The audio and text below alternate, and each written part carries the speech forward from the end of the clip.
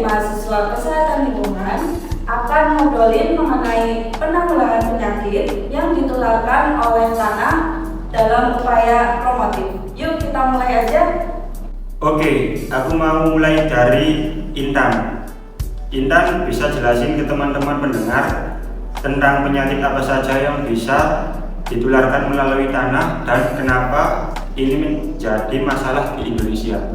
Oke, jadi penyakit yang ditularkan oleh tanah ada banyak. Contohnya adalah cacingan, seperti cacing tambang, cacing gelang, dan cacing cambuk. Nah, masalah ini tuh serius karena tanah di banyak daerah, terutama di pedesaan itu, seringkali tercemar dengan kotoran, misalnya kotoran manusia dan kotoran hewan.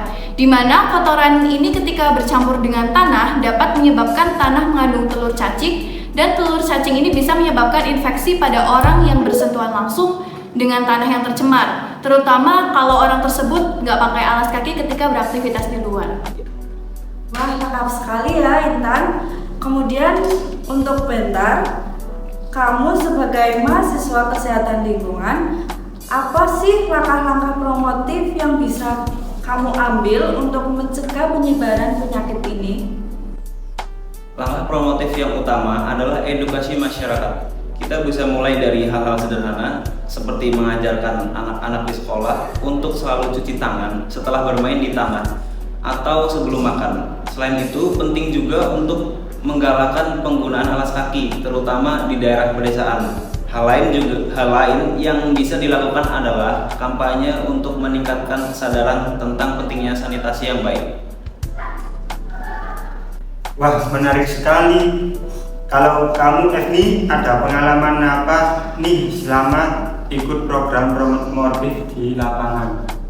Aku sama Nabila juga pernah ikut program sosialisasi di desa terpencil, di mana kami mengajarkan masyarakat tentang cara membuat jamban sehat sederhana. Respon mereka positif banget karena selain membantu mencegah penyakit, juga meningkatkan kenyamanan mereka sehari-hari. Selain itu, kita juga ajak anak-anak buat lomba kebersihan lingkungan yang ternyata seru dan efektif untuk meningkatkan kesadaran mereka. Wah, seru banget ya Evni. Kalau Nabila, kamu kan sering terlibat dalam riset teman bersama Evni. Gimana hasil temuanmu soal pola penyebaran penyakit ini dan apa yang bisa kita lakukan? Dari riset yang udah aku lakukan, faktor utama penyebaran penyakit ini adalah kurangnya akses terhadap fasilitas sarana yang memadai. Terus juga banyak rumah warga yang masih buang air sembarangan karena nggak punya pilihan lain. Nah, untuk upaya promotif yang bisa kita lakukan adalah mendorong pembangunan fasilitas sanitasi yang baik, yang memadai dan mudah dibuat, serta memastikan ada edukasi yang berkelanjutan tentang penggunaannya. Bener banget Nabila.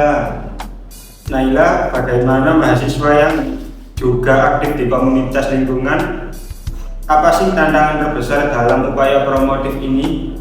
Tantangan terbesarnya itu perubahan perilaku. Banyak masyarakat yang udah terbiasa sama cara hidup yang kurang higienis dan merasa nggak perlu berubah.